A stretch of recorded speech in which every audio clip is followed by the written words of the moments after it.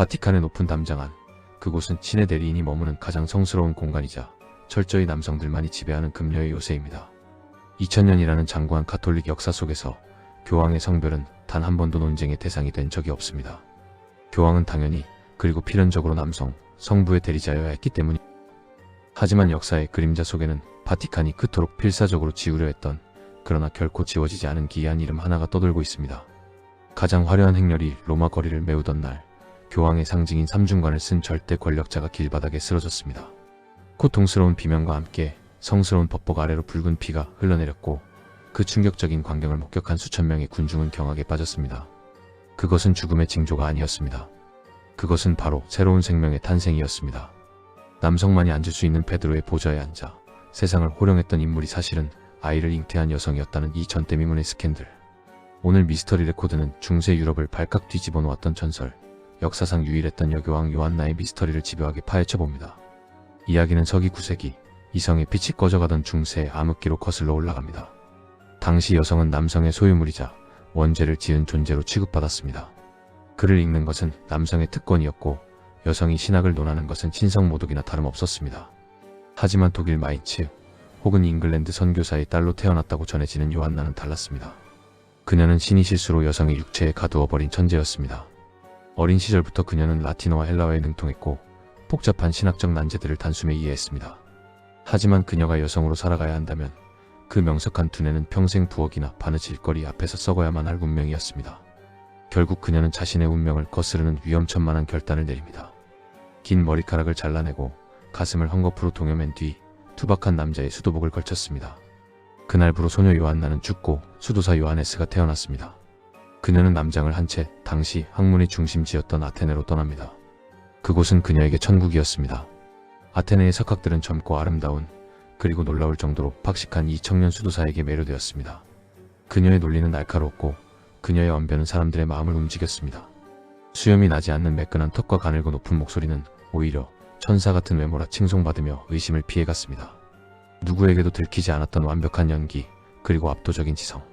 자신감을 얻은 요한나는 이제 더 큰 무대, 세계의 심장인 로마로 발걸음을 옮깁니다. 로마에 입성한 요하네스, 즉 요한나는 단숨에 교황청의 주목을 받았습니다. 그녀가 강단에 서서 강의를 할 때면 학생들뿐만 아니라 고위 성직자들까지 구름처럼 몰려들었습니다. 성 아우구스티누스의 난해한 교리를 명쾌하게 해석하는 그녀의 능력에 로마의 추기경들은 감탄을 금치 못했습니다. 그녀는 교황청의 공증인이 되었고 곧이어 추기경의 자리에 오르며 승승장구했습니다. 그녀의 곁에는 항상 사람들이 따랐지만 그녀는 누구에게도 곁을 내주지 않는 고결하고 금욕적인 성직자로 알려졌습니다. 사실은 철저히 자신의 성별을 숨겨야 했던 생존 본능이었지만 사람들은 그것을 성자의 차질로 오해했습니다. 855년 교황 레오 4세가 선종하자 로마는 슬픔에 잠겼습니다. 그리고 차기 교황을 선출해야 하는 순간 모든 이들의 입에서 단 하나의 이름이 나왔습니다. 요하네스 앙글리쿠스, 바로 남장 여인 요한나였습니다. 만장일치로 교황으로 추대된 그녀는 요한 8세라는 이름으로 교황자에 등극합니다. 가장 낮은 곳에 있어야 할 여성이 남성들의 숭배를 받으며 신의 대리인이 된 것입니다. 이것은 단순한 신분 상승이 아니었습니다.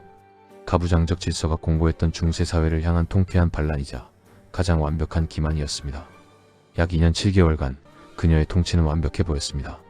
하지만 철옹성 같던 그녀의 비밀은 권력이 아닌 지극히 인간적인 감정 앞에서 무너져 내렸습니다. 절대 고독의 자리인 교황자에서 그녀는 자신의 시종에게 마음을 열고 말았습니다. 교황청이 깊숙한 침실에서 나누었던 은밀한 사랑은 그녀의 몸 안에 지울 수 없는 흔적을 남겼습니다. 임신이었습니다. 교황의 배가 불러온다는 것은 상상조차 할 수 없는 일이었습니다. 요한나는 필사적이었습니다. 펑퍼짐한 제의를 겹겹이 입어 몸의 변화를 감추고 건강상의 이유를 들어 외부 활동을 줄였습니다. 그녀는 출산 예정일을 계산하며 그날이 오기 전까지 어떻게든 버티려 했습니다. 하지만 신의 장난이었을까요? 로마의 가장 큰 축일 중 하나인 성르고의 날, 대규모 행렬이 잡혀 있었습니다. 교황이 직접 주관해야만 하는 피할 수 없는 행사였습니다. 그녀는 무거워진 몸을 이끌고 억지로 말에 올랐습니다. 베드로 대성당을 출발한 행렬이 콜로세움 근처 성 클레멘테 성당으로 향하는 좁은 골목에 접어들었을 때였습니다. 말의 흔들림과 군중의 열기, 그리고 극도의 긴장감이 산통을 앞당겼습니다. 갑자기 교황이 식은땀을 흘리며 말에서 굴러떨어졌습니다.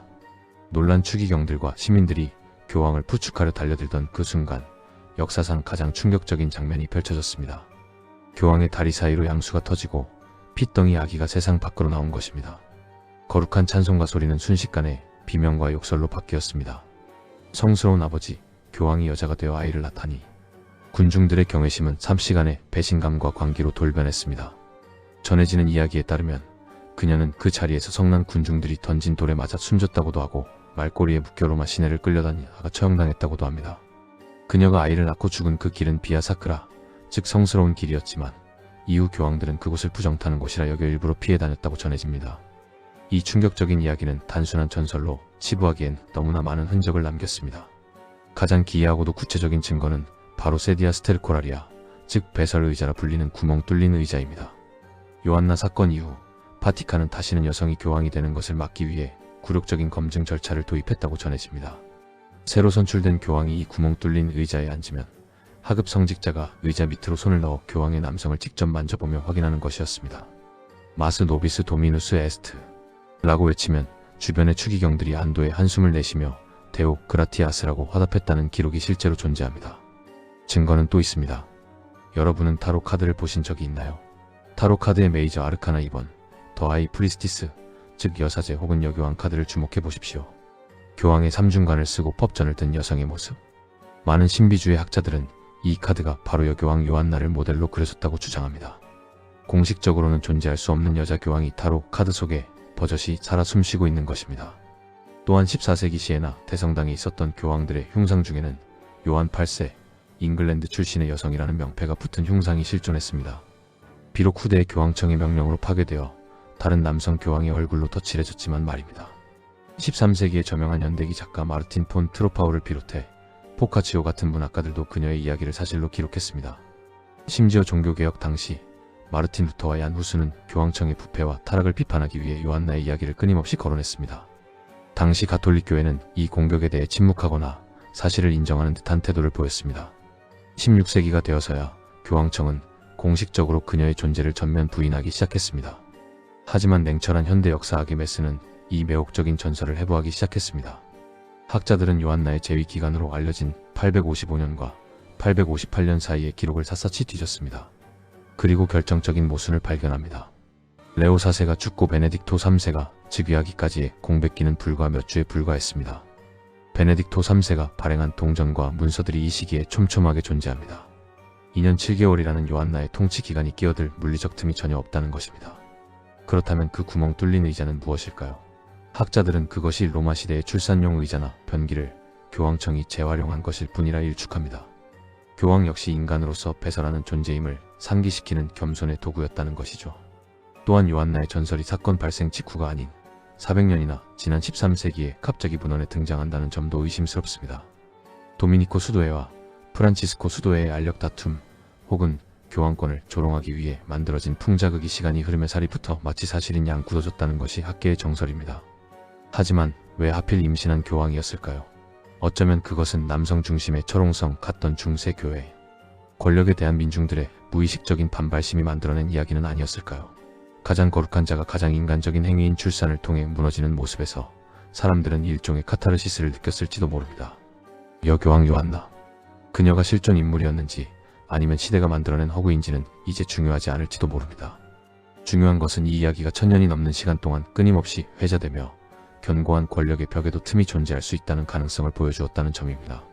지금도 로마의 어느 낡은 골목길에는 비명 속에 아이를 낳고 쓰러진 한 여인의 유령이 떠돌고 있을지도 모릅니다. 우리가 아는 역사는 승리자가 기록한 것일 뿐 패배하거나 지워진 자들의 목소리는 언제나 전설이라는 이름으로 살아남기 마련입니다. 바티칸 비밀 문서고의 가장 깊은 곳, 먼지 쌓인 상자 속에 혹시 우리가 모르는 그녀의 진짜 이름이 잠들어 있지는 않을까요?